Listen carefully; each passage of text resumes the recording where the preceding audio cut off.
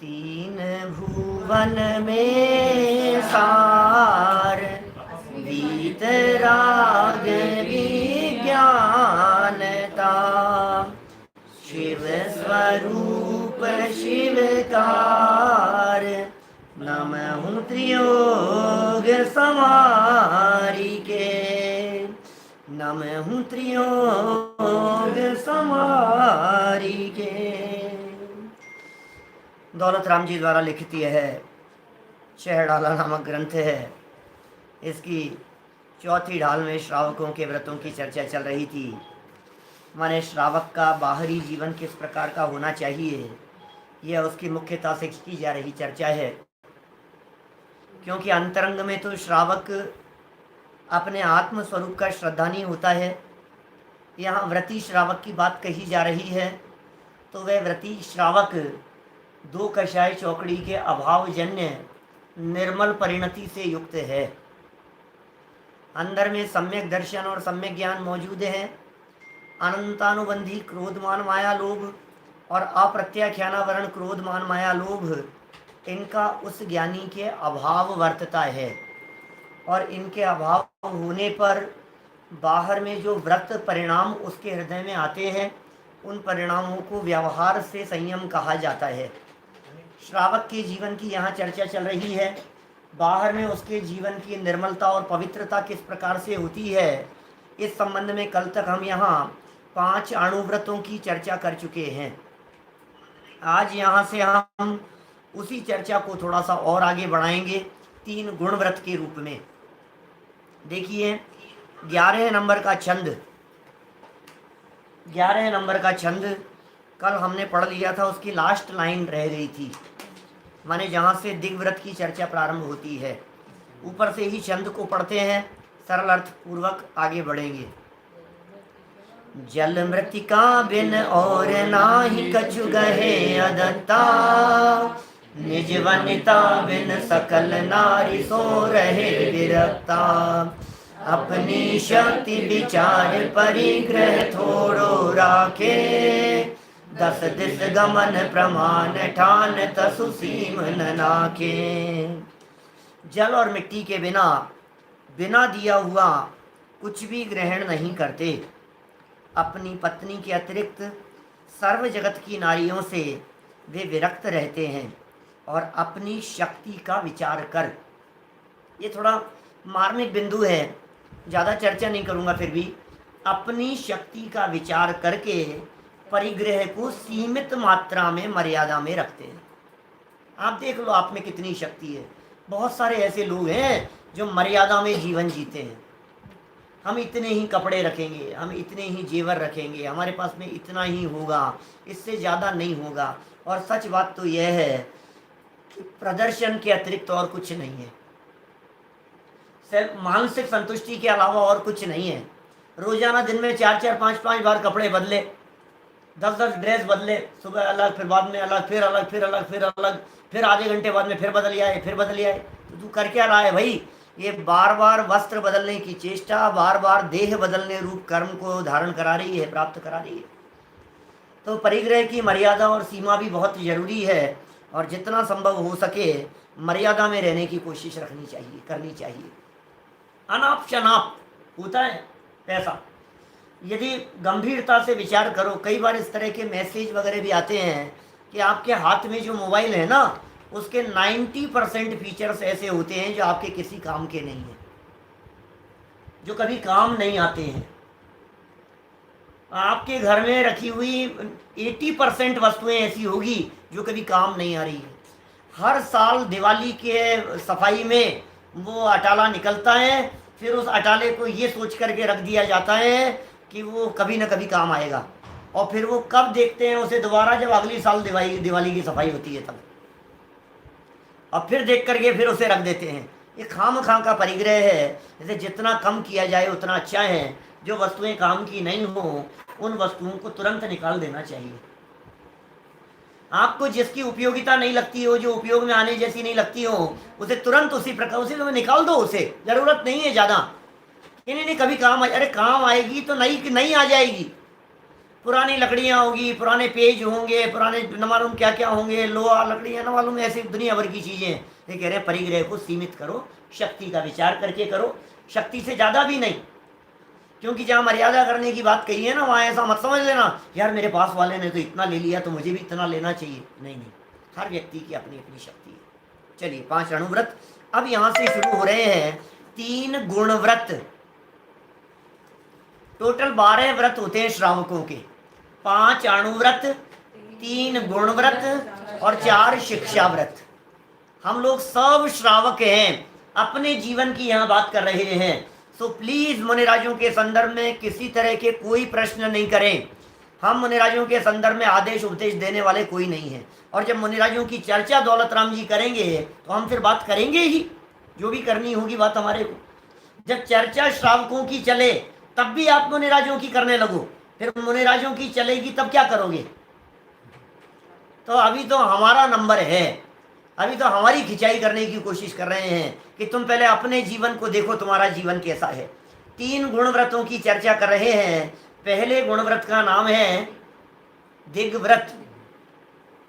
दिग्व्रत पहले नाम का गुणव्रत है। उसकी चर्चा इस लास्ट लाइन में हुई 11वें छंद की। 10 दिस गमन प्रमाण ठान तस सीम न नाखे। 10 दिस, 10 दिशाएं हैं, मालूम है आपको? पूर्व, पश्चिम, उत्तर और दक्षिण, 4 हुई। फिर ईशान, आग्नेय, नैऋत्य और वायव्य, ये 8 दिशाएं। और एक दिशा ये ऊर्ध्व और एक दिशा नीचे अधो। 10 दिशाओं में गमन के प्रमाण की मर्यादा निश्चित कर लेवे। ठान लिया हमने, स्थान नक्की कर लिया, उस सीमा का उल्लंघन जीवन भर नहीं करना, यह दिग्व्रत कहलाता है। लाइफ टाइम के लिए दिशाओं की मर्यादा, इससे ज्यादा ऊपर जाएंगे नहीं, इससे ज्यादा नीचे नहीं जाएंगे, इससे ज्यादा पूर्व पश्चिम उत्तर दक्षिण दिशाओं में हम इससे ज्यादा नहीं जाएंगे। मर्यादा बांध लिया आपने। बिना दिग्व्रत के आगे वाला व्रत नहीं होगा, देश व्रत नहीं होगा। इसका मतलब देश व्रत लेने के लिए आपको दिग्व्रत कंपलसरी है। जीवन भर की मर्यादा पहले जरूरी है। अरे साहब कभी काम पड़ गया तो, अरे लंबी बांधो ना मर्यादा।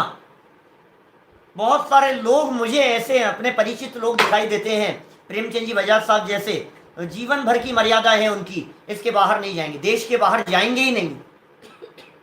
अपने पवन जी अलीगढ़ वालों जैसे, माने उनकी मर्यादाएं, इस मर्यादा के बाहर हम आगे नहीं जाएंगे। लाइफ टाइम की मर्यादा। अपने बड़े पंडित जी साहब जैसे लोग जाते ही नहीं है कहीं भी, जिन्होंने इस प्रकार की मर्यादा बांध ली हो। आप भी बांध सकते हैं। नहीं नहीं साहब हम तो विदेश जाते आते रहते हैं साहब, हमारे तो इस तरह की मर्यादा नहीं हो सकती है, हम तो अरे भाई इस अर्थ की मर्यादा तो ले सकते हो। भरत क्षेत्र की मर्यादा का उल्लंघन करके तो नहीं जाओगे। इतनी मर्यादा तो जीवन भर के लिए ली जा सकती है कि साहब क्या लाभ है उस मर्यादा से। सुनो, हमारे आचार्यों ने इस दिग्व्रत की मर्यादा लेने वाले को अपनी सीमा के बाहर होने वाली हिंसा, झूठ, चोरी, कुशील और सर्व प्रकार के परिग्रह से रहित होने की अपेक्षा से, एक अपेक्षा से महाव्रती कहकर के पुकारा है। समझ में आ रही है मत? उस मर्यादा के बाहर 5 पापों का 100% त्याग है तुम्हारे। उस मर्यादा के बाहर होने वाली हिंसा तुम्हारे माध्यम से नहीं हो सकती। उस मर्यादा के बाहर तुम्हारे माध्यम से झूठ नहीं बोला जा सकता है। उस मर्यादा के बाहर कोई वस्तु इधर से उधर हो गई तो चोरी का दोष तुम्हारे माथे पर नहीं आएगा। मर्यादा के बाहर का परिग्रह तुम्हारे माथे नहीं है। वो मर्यादा, 10 दिशाओं की मर्यादा जीवन पर्यंत के लिए लेने की भावना भाना चाहिए। पंचम गुणस्थानवर्ती दिग्व्रत की मर्यादाओं को अपने जीवन में पालन करता है। ये जो 12 व्रतों की चर्चा चल रही है, ये सब दूसरी प्रतिमाधारी श्रावक की चर्चा चल रही है।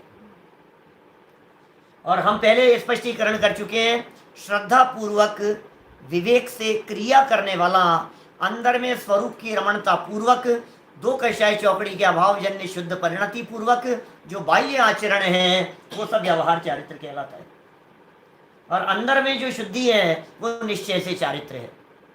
कितनी मर्यादा कर सकते हो, सोचो आप कितनी मर्यादा हो सकती है। भरत क्षेत्र रख लें, अरे जम्बूद्वीप रख लें, जम्बूद्वीप के बाहर तो नहीं जाओगे जीवन में कभी। भरत क्षेत्र के बाहर में तो आप कह दो साहब कभी मौका लग जाए विदेश क्षेत्र जाने का, सिकंदर भगवान के पास जाने का मौका लग जाए तो क्या करें, जीते जी कोई देव आ जाए, उठा करके ले जाए। कुंदाचार्य को ले गए थे, पूज्य आचार्य चले जाते थे। हमें कभी ऐसा मौका लग जाए तो भाई जम्बूद्वीप की मर्यादा तो बांध सकता है, इससे ज्यादा तो नहीं। तो मनुष्य गति का जीव है, 2.5 द्वीप के बाहर तो नहीं निकलेगा। कहने का मतलब ये जीवन भर के लिए, वो तो कह रहा एक्सट्रीम लेवल पर हो गया, लेकिन अपनी शक्ति के अनुसार जीवन भर के लिए मर्यादा दिग्व्रत है। चलिए आगे बढ़ते हैं। 12 नंबर का छंद देखिए, बहुत मार्मिक, आज तो गजब की चर्चा करने वाले हैं इस 12 नंबर के छंद में। अनर्थ की चर्चा करेंगे हम, खाम खा के पाप की चर्चा करेंगे, अपनी लाइफ को टटोलने की कोशिश करेंगे, लेकिन उसके पहले एक लाइन और है। 12 नंबर के छंद की 2 लाइन बोलेंगे सिर्फ।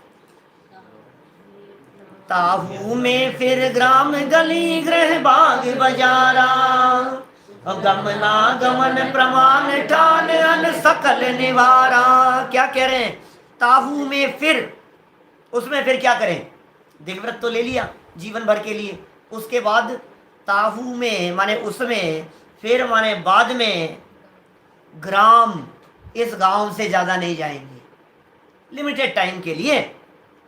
गली, इस गली से आगे नहीं जाएंगे, इस घर से आगे नहीं जाएंगे, इस बाग और इस बाजार से आगे नहीं जाएंगे। अपनी मर्यादा को, आज अष्टमी का दिन, आज 14 है ना, आज चतुर्दशी का दिन है साहब, तो हम आज चतुर्दशी को इससे बाहर नहीं निकलेंगे। अरे ये कोरोना ने कितनों को देशव्रती बना दिया, मर्यादा बांध दी, इस मर्यादा से बाहर नहीं निकलेंगे। लेकिन संकल्प पूर्वक, यद्यपि दिग्व्रत पूर्वक ही देशव्रत होते हैं, लेकिन अपने जीवन में, अपनी लाइफ में समय के अनुसार मर्यादा, 2 दिन के लिए, 5 दिन के लिए, अष्टानी का पर्व चल रहे हैं, 10 लक्षण पर्व चल रहे हैं, हम 10 लक्षण पर्व के दिनों में सिटी से बाहर नहीं जाएंगे, हम अष्टानिका के दिनों में यहाँ से बाहर नहीं निकलेंगे, ऐसे नियम ले लेते हैं। हाँ, तो अभी ये कह रहे हैं यहाँ पर, उसमें और ज्यादा मर्यादा, लाइफ टाइम के लिए जो मर्यादा की थी उसमें और मर्यादा, ये देशव्रत, लेकिन समय नक्की करके आप नहीं ले सकते। 3 मई तक हमारा देश बंद है, क्या लॉकडाउन है पूरा देश 3 मई तक। तो आप 3 मई तक सिटी से बाहर जाने की प्रतिज्ञा ले सकते हो, नहीं जाने की, बोलो, उसके बाहर के पाप से बच गए आप? नहीं, ऐसे ही बंद नहीं है भाई साहब, ऐसे बंद से नहीं चलेगा। ये जितने नियमों की बात कही है, नियम में बंधना जरूरी है। कल के प्रकरण के बाद मेरे पास में कई लोगों के मैसेज आए, उसमें 2-3 लोगों ने इस प्रकार की विशेष बात कही मेरे से खुल करके। यहाँ सामने बैठे हुए शायद आप लोगों में से भी किसी ने बात कही थी। क्या बात, अरे पंडित जी, अरे भाई साहब, आप इतनी मर्यादाओं में बांध देंगे तो प्रतिज्ञा कौन लेगा? इतना डरा दिया आपने, तो हम तो नहीं लेंगे तो ही अच्छा है। ऐसा नहीं हो जाए, ऐसा नहीं हो जाए, वो नहीं हो जाए, टूट नहीं जाए, विराधना नहीं हो जाए, भविष्य में ऐसी परिस्थिति बन जाए। अरे भाई साहब, हम तो हाथ जोड़ते हैं, इतना पाप लगेगा टूटने का, ले ही मत ना, ले ही मत, नियम ही मत लो आप। सुनो सुनो, जनवाणी क्या कह रही है, प्रतिज्ञा भंग करने का तो महापाप है, लेकिन प्रतिज्ञा नहीं लेने पर निरंतर पाप लग रहा है। एक व्यक्ति रात्रि भोजन का उसको त्याग नहीं है, नियम नहीं ले रखा है, लेकिन रोजाना भोजन दिन में ही करता है, उस व्यक्ति को भी रात्रि भोजन करने का पाप लगता है। क्या समझ में आ रही है बात? रोजाना दिन में ही खा रहा है। अच्छा, मैं कह रहा हूं, आलू खाने वाले लोग 12 महीने में कितने महीने आलू खाते होंगे? गाजर खाने वाले, आलू तो छोड़ो, आलू की तो पता नहीं, कोई लिमिट नहीं है, लेकिन गाजर खाने वाले लोग 12 महीने में कितने महीने गाजर खाते हैं? बोलो, 1 महीना, 1 महीना खाते हैं। 1 महीने तो आती है शायद मेरे ख्याल से, 1-2 महीने के लिए, 2 महीने आती है, तो 2 महीने में रोजाना खाते हैं। महीने में 5 दिन खाते होंगे, महीने में 10 दिन खाते होंगे, 2 महीने में 20 दिन खाएंगे, तो साल में 365 दिन में 20 दिन खाई, आपको 365 दिन गाजर खाने का पाप लग रहा है। आपको 365 दिन मूली खाने का पाप लग रहा है। अभी ये दिग्व्रत की बात कर रहे हैं, विदेश की कॉल लेने के संदर्भ में क्या कर सकते हैं? अभी अतिचारों का प्रकरण है, माने उसमें अतिचार लगते हैं, अभी जब इसके आगे वाले छंद में, माने कल हम कोशिश करेंगे कि उस चर्चा तक पहुंच जाएं, चौथी ढाल को कल संपन्न कर देवे। उसमें एक लास्ट का छंद है, 12 व्रतों के अतिचार नहीं लगावे। तो अतिक्रम क्या होता है, व्यतिक्रम क्या होता है, अतिचार क्या होता है, अनाचार क्या होता है, ये अतिचार अनाचार वगैरह किस किस प्रकार से लगते हैं, इनमें दोष किस किस प्रकार से लगाए जा सकते हैं, उनकी चर्चा करेंगे। अभी मैं मूल बात क्या कह रहा हूं आपको, नियम नहीं ले रहे हैं तो आपको दोष निरंतर लग रहा है, इसलिए नियम लेना जरूरी है। मैं उदाहरण के तौर पर बात करूं, हम आपके यहाँ आए, बराबर, रात के समय बैठे, आपने हमसे पूछा पंडित जी बताओ दूध चलता है क्या, और यदि हमने कहा कि नहीं चलता है, तो आपका प्रश्न होगा कि नियम है क्या, प्रतिज्ञा है क्या। हमने कहा नहीं प्रतिज्ञा तो नहीं है लेकिन चलता, नहीं नहीं पंडित जी फिर तो लेना ही पड़ेगा आपको। आप समझ रहे, माने यदि आपके नियम नहीं है तो सामने वाला व्यक्ति फोर्स भी करता है और आपका भी मन बन जाता है कि चलो यार ठीक है, अब नियम तो है नहीं, अब इतना कह रहे हैं, इतना फोर्स कर रहे हैं तो। और यदि आपने एक वाक्य कह दिया कि नियम है, तो सामने वाला व्यक्ति पलट करके आपको दूसरा वाक्य नहीं कहेगा कि ले लो, नहीं, बिल्कुल नहीं। नियम माने नियम। अच्छा आपने नियम क्यों नहीं ले रखा भाई साहब, ये बताओ। चलो आपने नियम क्यों नहीं ले रखा, इसलिए नियम नहीं ले रखा, क्या पता कभी टूट जाए तो। अच्छा बतलाओ चाचा जी, क्या पता कभी टूट जाए, वो क्या पता कब आज आ सकता है कि नहीं, आज भी आ सकता है, कल आ सकता है कि नहीं, कल भी आ सकता है। तो फिर जब कभी भी आ सकता है तो फिर पाप हमेशा क्यों नहीं लगेगा। भाई आपकी तरफ से तो आप किसी भी दिन नियम तोड़ने के लिए तैयार बैठे हो ना। आपने जब नियम नहीं ले रखा है तो ये कह रहे हैं उस मर्यादा में बंधना जरूरी है, इसलिए सावधान रहें, सतर्क रहें। आप यदि लंबे समय की मर्यादा किसी चीज की नहीं ले सकते हैं तो लिमिटेड टाइम की मर्यादा ले लें, कोई जरूरी नहीं है आप लाइफ टाइम की मर्यादा ले लें किसी भी चीज की। रात्रि भोजन त्याग की आप 10 दिन की मर्यादा लो, 15 दिन की मर्यादा लो। आप हमेशा क्या कहा करते थे ना, ये ऑफिस से नहीं आ पाता हूँ, छुट्टी नहीं मिलती है, रात हो जाती है, दुकान से आने में हो जाता है, फैक्ट्री से आने में हो जाता है। अब तुम्हारे 3 मई तक तो कोई समस्या नहीं है, घर में बैठे हो, अब क्यों रात को खा रहे हो, ये बताओ। तुम 3 मई तक की मर्यादा ले लो कि मैं दिन में खाऊंगा, हो सकती है कि नहीं, मर्यादा बतलाओ। आज कितनी तारीख है, 21 मई, मई चल रही है, मार्च, अप्रैल चल रहा है पता नहीं है क्या हो रहा है, 21 अप्रैल चल रहा है, तो 3 मई तक 12-13 दिन है। और 12-13 दिन में बोलो यदि आपको कोरोना हो गया, यदि आपको क्वारंटाइन कर दिया गया, कि आपको वहां ले गए कि आपको पॉजिटिव आ गया, कि जो भी स्थिति हो गई, कि आपको मौत हो गई मान लो हमारी, तो हम तो संयम और मर्यादा के भाव लेकर के मरे हैं। समझ में नहीं आ रही है आपको। अब जब घर में ही बैठे हैं और घर में दिन में भोजन बनता ही है, तो हम क्यों रात में खाने का पाप बांध रहे हैं। बोलो, लोग तो किस किस तरह की बातें करते हैं, पता नहीं, इधर उधर की बातें चलती रहती है। तो दिग्व्रत, हम तो यहाँ जाने आने की मर्यादा संबंधी आपकी बात कर रहे थे, इसका नाम है गुणव्रत। एक है दिग्व्रत, दिशाओं की जीवन भर के लिए मर्यादा। दूसरा है देशव्रत, अष्टमी, चतुर्दशी, अष्टानिका, 10 लक्षण व्रत, पर्व के दिन, संयम के दिन, भाव बन गया तो 10 दिन, 15 दिन, 1 महीना, कहीं नहीं जाना है, नियम बना दिया, मर्यादा बांध ली, इस सीमा को क्रॉस नहीं करेंगे, खत्म बात। इसका नाम है देशव्रत, खत्म। अब सुनो खामखा के पाप की चर्चा, अब सुनो बिना मतलब के पाप की चर्चा। तीसरे व्रत का नाम क्या है, बोलो। नियम ले रखा हो, हाँ, तो खा भी नहीं रहे हो और मन में आ जाए तो वो हम अतिचारों में करेंगे चर्चा उसकी। मन में आ जाना कोई बहुत बड़ा पाप नहीं है ना। अभी मन को भी कंट्रोल करना चाहिए। इनका प्रश्न ये है कि नियम ले रखा है, खाते भी नहीं है, ठीक है ना, और लेकिन मन में आ जाए तो क्या करें।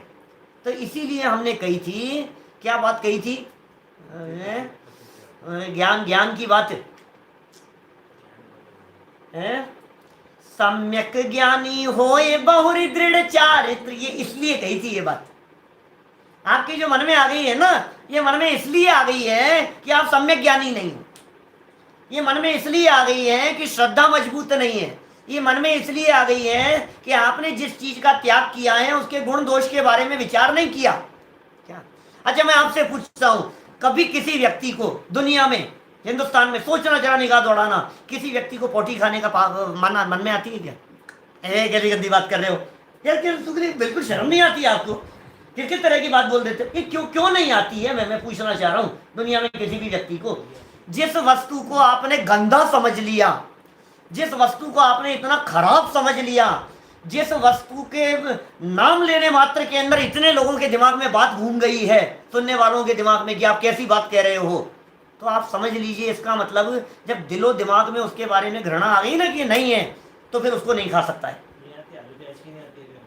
आपकी नहीं आती आलू प्याज की, तो बहुत अच्छी बात है। जमीगंद की नहीं आती है, आपके मांस खाने की नहीं आती है, कभी अंडा खाने की नहीं आती, नॉनवेज खाने की नहीं है। मतलब जिस चीज के बारे में आपने गुण और दोष के बारे में विचार कर लिया, गहराई से विचार कर लिया, और वो बात आपके दिलो दिमाग में सेट हो गई, तो फिर आपके दिलो दिमाग में आ नहीं सकती है वो चीज, फिर नहीं आएगी।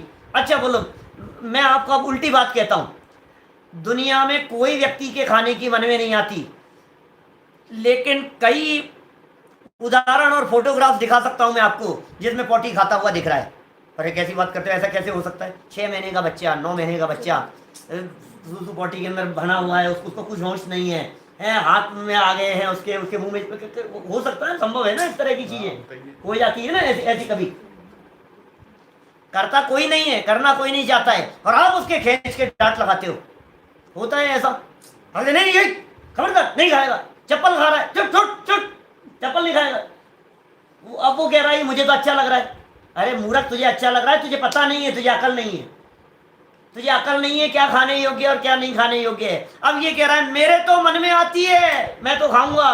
कि मूर्ख, तुझे अकल नहीं है, इसलिए आचार्य तुझे डांट लगा करके कह रहे हैं, हम बता रहे हैं कि ये खाने योग्य वस्तु नहीं है। दुनिया में खाने के लिए रसगुल्ले कम है क्या? दुनिया में खाने के लिए गुलाब जामुन कम है क्या? मेवा मिष्ठान बर्फिया कम है क्या?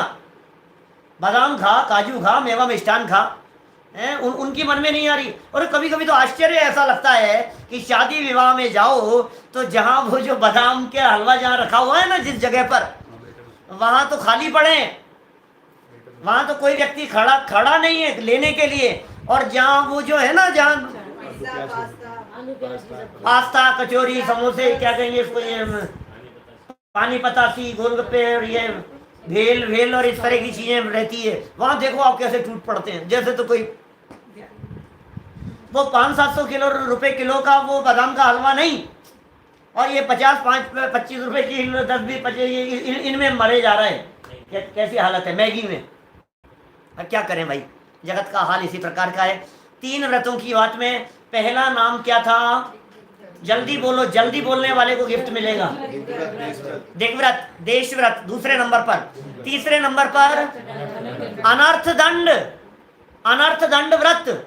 ये अनर्थ दंड व्रत क्या है? शब्द देखना ध्यान से, अन अर्थ दंड। दंड माने होता है सजा, अन अर्थ दंड। अन माने नहीं,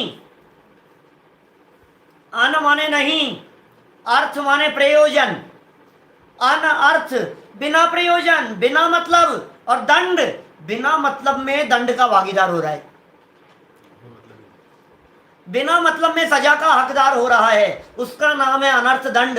खाम खा की प्रवृत्तियां, जिन प्रवृत्तियों से तुम्हारे और हमारे किसी के भी लौकिक जीवन से भी संबंध नहीं है और पारलौकिक जीवन से भी संबंध नहीं है, मैं दावे के साथ कह सकता हूं इन दिनों भी हमारा काफी लंबा टाइम वो अनर्थ दंड के अंदर बीत रहा है। जीवन तो बीतता ही है।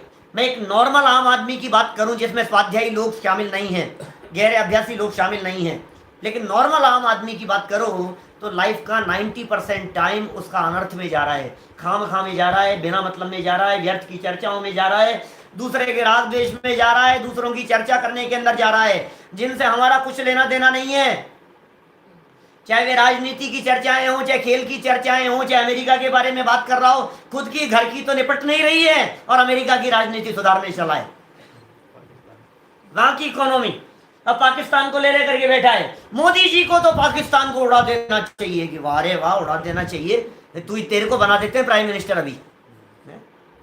ये खाम खा की राजनीति की चर्चाएं, उसने ऐसा कर दिया, उसने ऐसा कर दिया। तुम्हें पता है उसके घर में क्या चल रहा है? तुम्हें पता है उसका क्या हो गया? तुम्हें पता है उनके बच्चों का क्या चल रहा है? तुम्हें पता है उनकी बच्ची का क्या हो रहा है? तुम्हें पता है उनके यहाँ शादी में क्या हो गया था? तुम्हें पता है इनके यहाँ क्या? अरे तू कहाँ बिना मतलब के राग द्वेष में उलझा है? ये खाम खा के पाप है, ये अनर्थ दंड है, ये मालूम है आपको? बैठा बैठा धागा खींचता रहता है, इसका नाम अनर्थ दंड है। बिना मतलब आपने सुना होगा कभी इस तरह की बातें, बहुत लोग दिखेंगे आपको। देखना, अब मैं कह रहा हूं, इसके बाद में नोटिस करना आप जरा इस अनर्थ दंड के संदर्भ में, जो क्रिया बिना मतलब की है। दुनिया भर में देखोगे आप, रेलवे स्टेशन पे देखोगे, बस स्टैंड पे देखोगे, शादी में, विवाह में, इधर उधर कहीं बैठे हुए लोग घास के ऊपर बैठे हुए हैं, घास को उखाड़ रहे हैं, उंगली चल रही है, उंगली घूम रही है। ये सोफा है ना, सोफे का कोई एक धागा यदि कहीं निकला हुआ हो तो वो उंगली के अंदर ऐसे घुमाता रहेगा, उंगली घूमती रहेगी। कई लोग ऐसे होते जिनके हाथ में पेन आ जाए ना, तो सामने किताब हो, कॉपी हो, कुछ भी हो, वो सब रंगीन हो जाएगी, बस वो डिजाइने बनती रहेगी उसके अंदर कुछ ना कुछ। ऐसे ऐसे देखता हूं मैं, विद्यालयों के अंदर तक देखता हूं, बड़े बड़े विद्यालयों में, शास्त्र सभाओं में, बड़े बड़े हॉल में, वहां जो चादर बिछी रहती है, सफेद चादर, उन सफेद चादरों के ऊपर निशान बने रहते हैं, लकीटें बने रहते हैं, फूल पत्तियां बनी रहती है। ये क्या हो गया भैया? तुम मंदिर में बैठे हुए हो, तुम स्वाध्याय हॉल में बैठे हुए हो, तुम वहां डिजाइने बना रहे हो, चटाई के ऊपर बैठे हो, चटाई को उखाड़ रहे हो। इस अनर्थ से बिना मतलब की क्रियाएं, खाम की क्रियाएं, उससे कुछ लेना देना नहीं है। कई लोग बैठे बैठे नाखून खाते रहेंगे, उसमें मजा आ रहा है। कई छोटे छोटे ऐसे लड़के होते हैं ना, वो कॉलर खाते रहते हैं, कुछ ना कुछ करते रहते हैं, खाम के अंदर ऐसे बालों को घुमाते रहेंगे। तेरा उपयोग वहां जा रहा है, तुझे पता नहीं है, ये व्यर्थ की क्रिया है, ये अनर्थ है। इस अनर्थ का दंड मिलेगा तुझे, सजा मिलेगी, तू सजा का भागीदार होगा। आपने बचपन में कई बार अपने बुजुर्गों से ये बात सुनी होगी, कुर्सी पर बैठ करके पैर नहीं हिलाते, बेटा ऊपर बैठ करके पैर नहीं हिलाते। और निश्चित तौर पर आपने प्रश्न किया, इसमें क्या हो गया, अब इसमें क्या हो गया? बिना मतलब की बात। हमने भी हमारे दादी जी से पूछा था, इसमें क्या हो गया? कोई जवाब नहीं दिया था उन्होंने। फिर हमारे समझ में आ गई ये बात कि बेटा ये अनर्थ है, ये काम की क्रिया नहीं है, ये बेकाम की क्रिया है। 5 प्रकार से अनर्थ दंड को बांटा है आचार्यों ने। खामखा की क्रियाओं को 5 प्रकार से बांटा है। अपनी लाइफ को सुंदर बनाने के लिए, अपने जीवन का विकास करने के लिए, अपने व्यक्तित्व के विकास के लिए इन 5 बातों का पालन करना बहुत महत्वपूर्ण है। मैं कहता हूं बच्चे बच्चे को पालन कराइए, घर घर में पालन कराइए। ये व्रत नहीं हो गया उसके, ये व्रत नहीं है, अभी व्रती मत समझ लेना, क्योंकि व्रती तो अंतरंग पूर्वक होता है, अंदर में नहीं हो तो नहीं हो पाएगा। व्रत का संबंध अंतरंग से है, बाहर से नहीं है। सर्वत्र ही अंदर से बाहर की व्याप्ति है। लेकिन बाहरी जीवन को निर्मल बनाने के लिए, लौकिक जीवन में भी निर्मलता की दृष्टि से इन 5 बातों का पालन कीजिए। निश्चित तौर पर जो व्यक्ति इन 5 बातों का पालन करता है, वो व्यक्ति समाज में, देश में और दुनिया में महान व्यक्ति बन जाता है। उसके पास में बिना मतलब की बातों के लिए फुर्सत नहीं होती है। ये 5 बातें कौन कौन सी है, उन 5 बातों की चर्चा इस छंद में कर रहे हैं। 12 नंबर के छंद की दूसरी लाइन से देखिए जरा। काहू की धन हानि किसी जय हार न चिंते, देयन सो उपदेश होए अघ वनज कृषिते। आगे की 4 लाइनें भी बोल लो। कर प्रमाद जल भूमि वृक्ष पावक न विराधे, असी धनु हल हिन सोप करण नहीं दे यश लाधे। आगे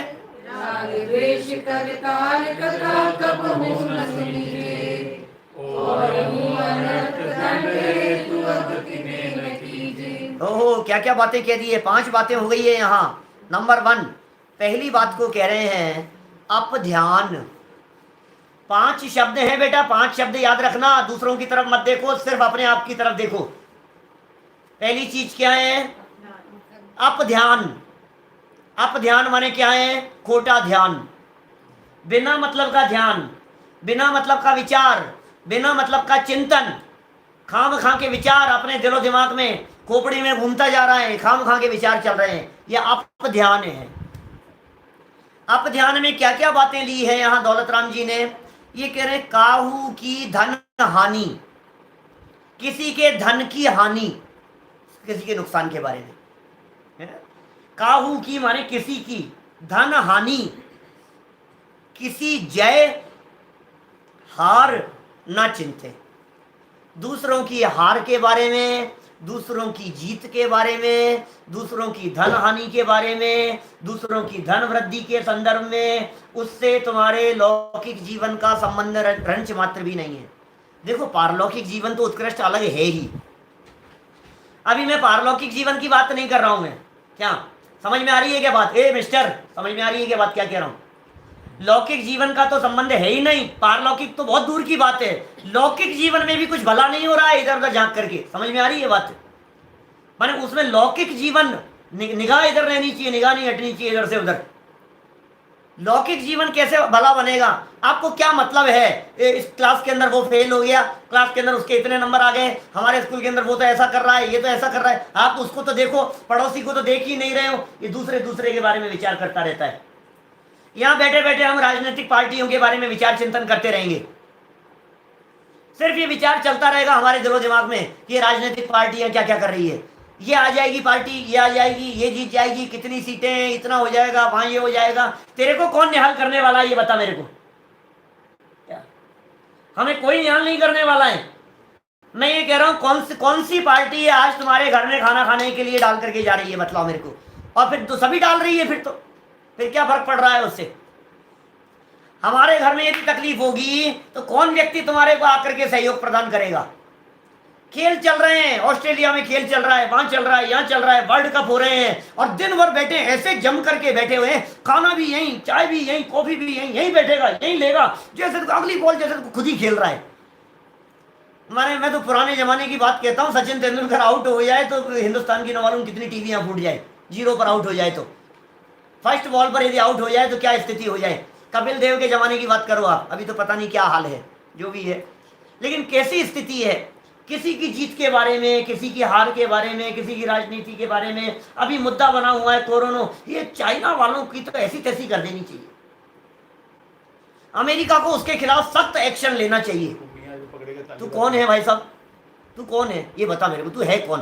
तेरे को इस चिंतन से, जो तू चिंतन कर रहा है, जो तू विचार कर रहा है, जो तेरे दिलो दिमाग में ये बातें गूंज रही है, इन बातों से तेरे को क्या रोटी फायदा होगा? तेरी हेल्थ बढ़ेगी? इन बातों से तेरे घर में इनकम होगी? इन बातों से बतला तेरे बच्चे पढ़ेंगे लिखेंगे? इन बातों से क्या होगा? शारीरिक स्वास्थ्य ठीक रहेगा? क्या होगा ये बतला। मैं आत्मोन्नति की बात नहीं कर रहा हूं, मैं लौकिक जीवन की बात कर रहा हूं, मैं घर गृहस्थी की बात कर रहा हूं। तुम्हारे गृहस्थी में कितना विकास होगा बतलाओ इन बातों के आधार पर? कुछ भी नहीं होगा। ये आप ध्यान है। पहला नंबर, 3 लाइनों में दौलत राम जी ने मन, वचन और काय तीनों को सुधारने की बात कह दी है। आप ध्यान नहीं करेंगे, ध्यान रखेंगे आप ध्यान का? इतना विस्तार कर सकता हूं मैं, एक एक पॉइंट के ऊपर एक एक दिन व्याख्यान करूं। 5 बिंदु हैं, 5 अभी लेने वाला हूं।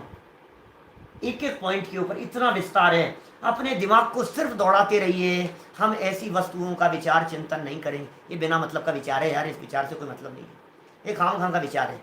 इससे परिणामों में निर्मलता नहीं आती, कषाय पैदा होती है। दूसरों के बारे में विचार करते करते कभी कभी तो ऐसा तक लगता है मेरे को, दूसरों के मकान के बारे में बात करता है, दूसरों की बिल्डिंग के बारे में बात करता है, और कुछ नहीं तो अंबानी जी के बारे में बात कर रहा है, रईस व्यक्तियों के बारे में बात कर रहा है, मोबाइल कंपनियों के बारे में बात कर रहा है, न्यूज़पेपर आते ही इसकी चर्चाएं शुरू हो जाती है इधर उधर के बारे में। ये सब व्यर्थी तो है, और क्या है। आप ध्यान नहीं है तो और क्या है। टीवी देखता देखता कमेंट्स करता रहेगा। ये क्या चीज़ है बतलाओ मेरे को। और मार बेटा, इसकी तो ऐसी तैसी कर बेटा, मजा आ रहा है लगा। बहुत सारे लोग तो वही देखते हैं, रेसलिंग, क्या आता है वो, WWF है, ये चलती रहती है, मक्का मारना, ये वो धमाधम चलती रहती है। और बंदूक लेकर के वो चलते हैं, क्या नाम है उसको, क्या कहते हैं, पबजी चलते हैं। और टीवी के ऊपर ऐसे वीडियो गेम इस तरह के चलते रहते हैं, जिन गेम्स के अंदर सिर्फ और सिर्फ प्लानिंग बना करके योजनाबद्ध तरीके से, क्या कहते हैं उसको तो मैं भूल गया, एक्सबॉक्स है। और ये इस तरह के गेम चलते हैं, हम मारते रहते हैं और संश्लेष परिणाम करते हैं मारने के, हिंसा के। टीवी देख देख करके मारने वाले को मारने के पैसे मिल रहे हैं और पिटने वाले को पिटने के पैसे मिल रहे हैं। दोनों कुछ ना कुछ कमा रहे हैं। और तू क्या कर रहा है? तेरे भी कुछ कमा रहा है। तू कुछ बैठा क्या कमा रहा है? पाप कमा रहा है। क्या वो पैसे कमा रहे हैं, तू बैठा पाप कमा रहा है। अब ध्यान, पहला नंबर, अनर्थ दंड माने खाम खा का। बोलो ये बिना मतलब का नहीं है। हम इस पाप से बच सकते हैं कि नहीं? मुझे मालूम है असली में इस पाप से बचने वाले हमारे जो व्रती श्रावक होंगे, जो दूसरी प्रतिमाधारी श्रावक होंगे, जिनके अंदर में इतनी पात्रता होगी, सच में तो वे ही बच पाएंगे। हकीकत बात तो यही है। लेकिन हम कोशिश कर सकते हैं, हम उसको रिड्यूस कर सकते हैं, हम भावना भा सकते हैं कि यार ये खाम खांगे रामायण है यार, हम इस रामायण में उलझते नहीं है भाई साहब, हम इस महाभारत में उलझते नहीं है, तुम्हारे तुम जानो यार, हम सावधान रहेंगे। हो गया एक। नंबर 2, अब सेकंड नंबर पर उपदेश की बात कर रहे हैं, इसका नाम है पापोपदेश। पाप का उपदेश नहीं देंगे हम, ये व्यक्ति पाप का उपदेश नहीं दे सकता है। तू एक काम कर यार, तू ये बिजनेस कर ले, एक काम कर यार, तू ऐसा कर ले, इनको ऐसा कर लेना चाहिए। समझ में आ रही है बात? इसका नाम कहलाता है पापोपदेश, इसे पापोपदेश कहते हैं। सावधान रहो, आप करते रहते हैं, तुमसे तुम्हारी राय किसी ने नहीं मांगी है, तुमसे कोई कुछ पूछ नहीं रहा है, तुमसे कोई कुछ मांग नहीं रहा है, कह नहीं रहा है। कभी कभी तो मुझे ऐसा आश्चर्य लगता है, तीर्थ क्षेत्रों पर जाएगा, सोनागिर जी जाएगा, जिंदगी में एक बार गया है, कभी शिखर जी चला गया है, किसी बिल्डिंग को देख करके, किसी मकान को देख करके, कहीं मंदिर की सीढ़ियों को देख करके, इनको ऐसे नहीं ऐसे कर लेना चाहिए। ये सीढ़ियाँ यदि यहाँ की जगह यहाँ से निकाल ले ना तो ज़्यादा अच्छा रहे। अब तू जिंदगी में पहली बार तो गया है, तेरे हिसाब से वहाँ कुछ होना नहीं है, और तू खाम खा के अंदर राय बना रहा है और खाम खा की बातें कर रहा है। पॉइंट समझ में आ रही है बात? बच सकते हैं, इन सबसे बच सकते हैं कि नहीं? अभी हम बम्बई गए, मान लो अभी थे अष्टानिका में हम लोग मार्च में, जवेरी बाजार, कई लोगों के यहाँ खाना खाने के लिए गए। अब वो 4-4, 5-5 मंजिल पर मकान, उनके इतने ऊपर, और लकड़ियों की ऐसी सीढ़ियाँ। तो अभी हम विचार ऐसा आए मन में, तो मैंने कहा भाई साहब ये ऐसा विचार आना, ये अनर्थ दंड है, तुम्हें क्या लेना देना है? पूरी लाइफ में, पूरी जिंदगी में एक बार किसी एक साधर्मी के यहाँ भोजन करने के लिए तुम वहां चले गए, जिसके अंदर तुमने उसको सारी रामायण ऐसा कर लो, वैसा कर लो, ये कर लो, वो कर लो, न तेरी कोई मानने वाला है, न तेरी कोई सुनने वाला है, और तू खाम खा का पाप बांधे जा रहा है। ये अनर्थ नहीं है क्या? बतलाओ मेरे को, ये बिना मतलब का नहीं है क्या? दे न सो उपदेश, ऐसा उपदेश न देवे, होय अघ, जिसमें पाप होता हो, वनज कृषिते, खेती करने का उपदेश है, आदि चमड़े का व्यापार करने का उपदेश, हिंसा का व्यापार करने का उपदेश, ऐसा उपदेश नहीं दे सकता। आप ऐसा प्रश्न मत करना सामने से कि साहब ऋषभ देव ने भी तो दिया था। ऋषभ देव स्वामी ने जब दिया था तब वे चतुर्थ गुण स्थान की भूमिका में थे, वे व्रती श्रावक नहीं थे। व्रती व्यक्ति, पंचम गुण स्थान व्यक्ति, प्रतिमाधारी जो श्रावक है, वो उपदेश नहीं दे सकता। तो 2 हो गए, पहला क्या था? अपध्यान, दूसरा पापोपदेश। अपध्यान में मन की बात कही थी, पाप उपदेश में वचन संभालने की बात कही, और आगे की लाइनों में क्रिया की बात कर रहे हैं, काय की बात कर रहे हैं। तो मन, वचन और काय को कंट्रोल में करने के लिए ये अनर्थ दंड व्रतों की चर्चा शास्त्रों में की है। अब जरा काय की चर्चा देख ले में क्या है। कर प्रमाद जल भूमि वृक्ष पावक न विराधे, असी धनु हल हिंसोप करण नहीं दे यश लाधे, राग द्वेष कर तार कथा कहूं न सुनीजे, और हूं अनरथ दंड हेतु अगति में न कीजे। ओह क्या कह रहे हैं? कर प्रमाद, प्रमाद करके, कर प्रमाद, आलस, प्रमाद, प्रमादी होकर, खामखा में कुछ होश नहीं है, चल रहा है तो चल रहा है। कर प्रमाद जल, पानी, भूमि, भूमि माने जमीन, वृक्ष माने वनस्पति, और पावक शब्द के अंतर्गत अग्नि और जल कायिक, अग्नि और वायु कायिक, इन दोनों को शामिल किया है। तो 5 प्रकार के स्थावर हो गए, पृथ्वी, जल, अग्नि, वायु और वनस्पति। ये कह रहे हैं ना विराधे, इनकी विराधना मत करो, ये एक इंद्रिय जीवों की विराधना मत करो। ये कोरोना एक इंद्रिय है या 2 इंद्रिय है पता नहीं, लेकिन इनकी विराधना मत करो, जो भी है भाव। घास पर मत चलो यदि आपको बिना घास पर चलने का ऑप्शन मिल रहा है तो। यदि आप बिना पंखे के रह सकते हो तो बिना पंखे के रह लो। क्या? यदि आपका कम पानी से काम चलता है तो बिना मतलब पानी मत ढोलो। आपको पता नहीं है ये बिना मतलब का पाप है। आप इस पाप की सजा जब भुगतेंगे तो आप कहेंगे यार मैंने क्या पाप किया यार, बतलाओ मेरे को। बाल्टियां की बाल्टियां बहा देता है और उसमें जीव न मालूम कितने कितने बह जाते हैं, और फिर ऐसे लगता है यार हमने क्या पाप किए थे, ऐसे हमारे बच्चे ने ऐसे क्या पाप किए थे। नदी किनारे खड़ा होकर ये ऐसे सेल्फी ले रहा था, सेल्फी ले रहा है, और एक झोंका आया और नदी नदी बहा करके ले गई उसे। कितने उदाहरण मिलते हैं ऐसे बरसात के दिनों में। बोलो कि तूने बहाया है, तूने विराधना की है उनकी, एक इंद्रियों की विराधना की है। बिना मतलब पंखा मत चलता रहने दो। आप रूम में बैठे हो, आप खड़े वहीं हो तो कोई बात नहीं, ठीक है, लेकिन आप यदि यहां से बाहर उठ करके जा रहे हो तो आपकी ड्यूटी बनती है कि आप स्विच ऑफ करके जाएं।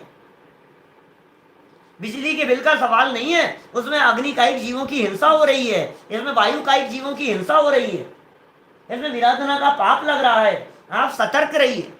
आपकी गैस जली है तो आप जलती मत रहने दीजिए उसे। अब 2 मिनट बाद में फिर कौन जलाएगा? अरे 2 मिनट बाद में जलाने की तो तेरी इच्छा भावना है कि 2 मिनट बाद में काम करना ही है, और फिर किसी काम में उलझ गया तो 15 मिनट लग गए, 15 मिनट से जल रही है। सावधान रहे भाई। जल, भूमि, वृक्ष, पावक सब चीजों के अंदर लगाइए, बिना मतलब जमीन मत खोदो। क्या दादा हमेशा एक बात कहते हैं कि दादा के पिताजी उनको कहा करते थे कि बेटा जीवन में कभी भी जब कभी भी मकान बनाने का विकल्प आए तो बने बनाए में जाकर के रह लेना, लेकिन बनवाना मत, इतनी हिंसा है। जमीन खुदवाना, तोड़वाना, फुड़वाना, तोड़ फोड़ करवाना, सावधान रहो। जितना हो सके उतना बच करके रहो। आप क्या क्या मतलब है अपने को, बिना छना पानी लगेगा, ये लगेगा, कैसे कारीगर काम करेंगे, कितने प्रकार की हिंसा होगी, कितने जीवों को उसमें मारा जाएगा। तो पृथ्वी का एक जीवों की हिंसा, जल का एक जीवों की हिंसा, बिना मतलब पानी नहीं बहाएंगे हम। आलोचना पाठ में आता है नदी न बिच चीर धुआए, कोसन के जीव मराए, ये सब बातें आती है बहुत तरह की। मेरा आलोचना पाठ के ऊपर भी एक पूरा का पूरा प्रवचन है, यूट्यूब पर है प्लेलिस्ट में, आलोचना पाठ। उसका अर्थ, पुरानी भाषा है, 100 साल पुरानी भाषा है, अब उसमें पुराने शब्द हैं, उनका अर्थ किया है उसमें। ऐसी बहुत चर्चाएं हैं उसमें बिना मतलब के पापों की। रात्रि में अन्न पिसा रहा है, रात्रि में भोजन बनवा रहा है, पानी बहा रहा है, धो रहा है, खामखा के अंदर हिंसक वस्तुओं का उपयोग ले रहा है। जिन जिन वस्तुओं के बनने में घोर हिंसा हुई है, चमड़े का प्रयोग हुआ है, नॉन वेज का प्रयोग हुआ है, जिन वस्तुओं के बनने में ब्लड का प्रयोग किया गया है, ऐसी नेल पॉलिश है, ऐसी लिपस्टिक है, ऐसी महंगी महंगी चीजें हैं, ऐसे क्रीम पाउडर वगैरह, सब महापाप है इनमें। उनका तो त्यागी होता है ये व्रती व्यक्ति। ये जो दूसरी प्रतिमाधारी व्यक्ति हैं, ये उन सब चीजों का त्यागी होता है। हम तो अपनी मर्यादा और अपनी सावधानी पूर्वक उसे कंट्रोल करने की बात कर रहे हैं। आप उसे देखिए, हर्बल प्रोडक्ट यूज लीजिए, जो हर्बल प्रोडक्ट हो, जो किसी एनिमल टेस्टेड नहीं हो। ऐसे बहुत तरह के ऑर्गेनाइजेशन काम कर रहे हैं जो नॉन जैन है, पेटा वगैरह इस तरह के, हमारे सर्वज्ञ जी भारिल वगैरह जो हैं, ये इस तरह के काम करते रहते हैं, उनके साथ में जुड़े हुए बहुत आगे। ऑर्गेनिक चीजें यूज में लीजिए आप। देखिए ये हो गया, इनकी विराधना नहीं करें, सावधानी रख सकते हैं। घास नहीं तोड़ेंगे, पत्ते नहीं तोड़ेंगे, पेड़ पौधों को नहीं तोड़ेंगे, चढ़ेंगे नहीं, घास जबरदस्ती कटवाएंगे नहीं, वृक्ष काटेंगे नहीं। हमारे अतुल भाई हैं, अतुल भाई खा रहा है हमारे मुंबई में, वहाँ क्या बोलते हैं, डलास, अमेरिका में। अमेरिका में हर व्यक्ति को अपने यहाँ घास काटना जरूरी है, मेंटेन करना नियम है, नहीं तो $1000 की पेनल्टी है। $1000 का मतलब समझिए आप, 70,000 रुपए की पेनल्टी है। आपको हर 15 दिन के अंदर घास काटनी पड़ेगी वहां। अतुल भाई ने वहां मेहनत करके, गवर्नमेंट से लड़ करके, केस लड़ करके उनसे, और आर्टिफिशियल घास करवा ली, जमीन पक्की करवा करके।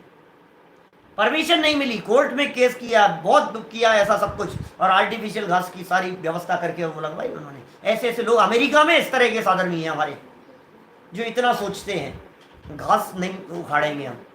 डेली स्वाध्याय करते हैं, वहाँ स्वाध्याय कराते हैं, बहुत अच्छा ग्रुप चलता है। बोलो मुकुंद भाई के लड़के मेनका गांधी कितना एनिमल्स के लिए कितना काम कर रही है, नॉन जैन होते हुए भी। अभी बहुत बातें हैं, उन डिटेल में नहीं जा रहा हूँ, आगे बढ़ते हैं। असी धनु हल हिंसा उपकरण नहीं दे यश लाधे। अपनी प्रशंसा के लिए किसी को तलवार दे दी, किसी को धनुष दे दिया, किसी को ये दे दिया, किसी को तीर दे दिया, किसी को बंदूक दे दी, बंदूक की कोई चीजें देने लायक नहीं है। अब आप कहेंगे साहब ये तो जमाना है ही नहीं, तलवार वलवार का जमाना कहाँ है आज के जमाने में, अरे तू चक्कू तो देता है किसी को, पड़ोसी को मांगने पे क्या? माने ये जो हिंसा के उपकरण हैं, बच्चों को खेलने के लिए बंदूकें वगैरह लाला करके देना, ये भी पाप है ये।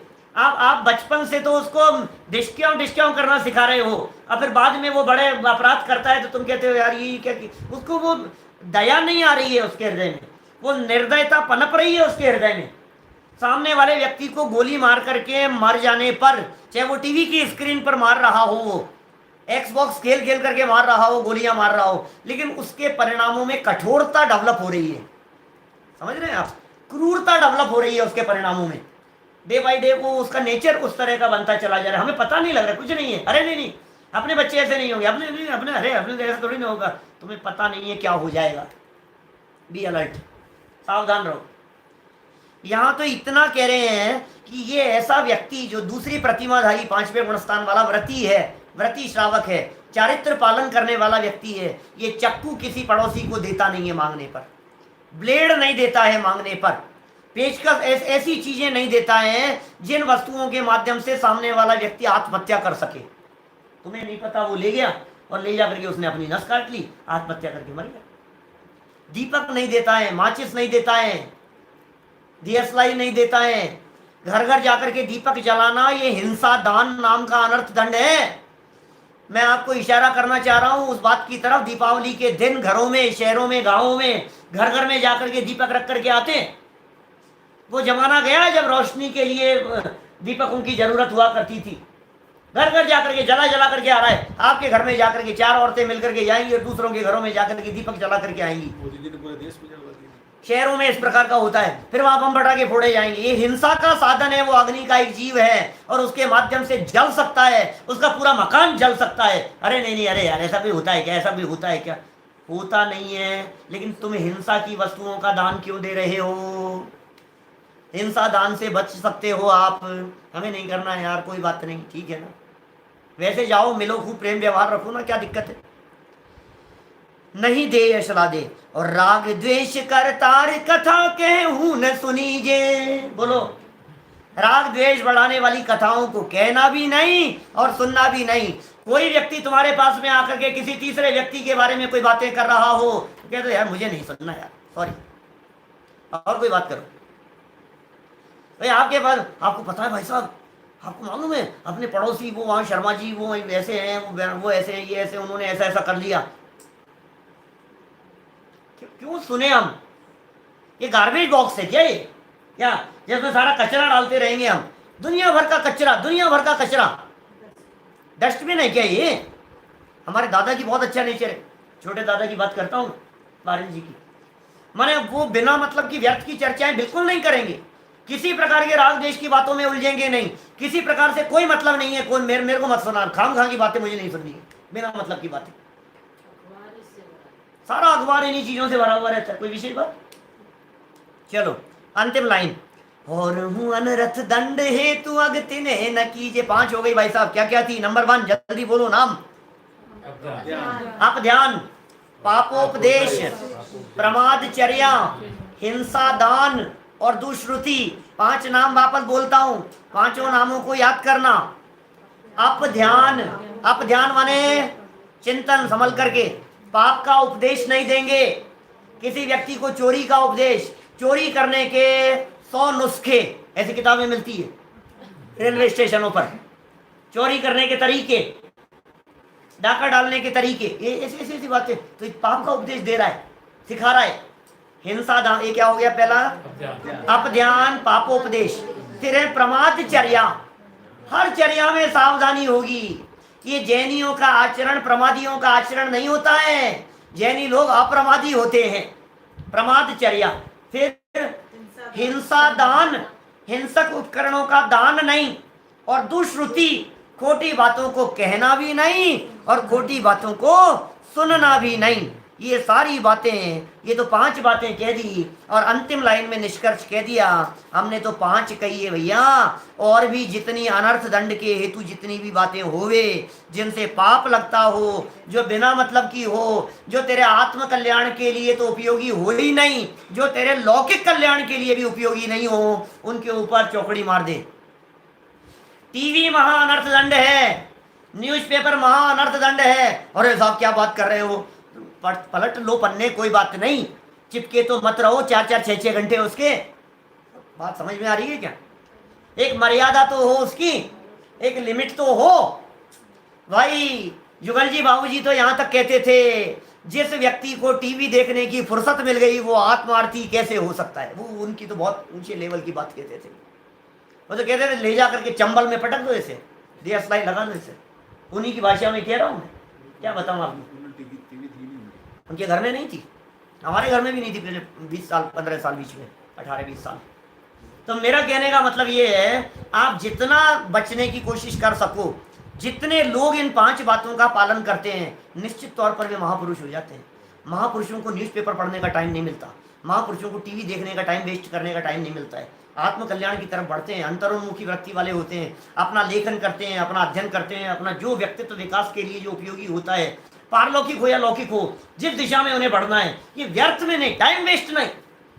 हमारे बहुत विद्यार्थी ऐसे हैं हमारे महाविद्यालय के, जिन विद्यार्थियों को रंच मात्र भी टाइम वेस्ट करना बर्दाश्त नहीं करते हैं टाइम वेस्ट। हम टाइम वेस्ट कैसे कर सकते हैं?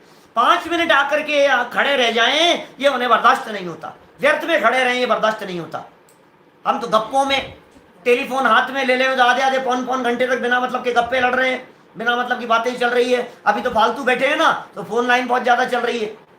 अभी तो फालतू बैठे हैं ना, तो मोबाइल का सारा इंटरनेट क्यों खत्म हो जाता है आप लोगों का? दिन भर बैठे बैठे वीडियो इधर उधर के चलते रहते हैं, कुछ ना कुछ। शाम तक इंटरनेट खाली हो जाता है, फिर कनेक्शन नहीं मिलता है।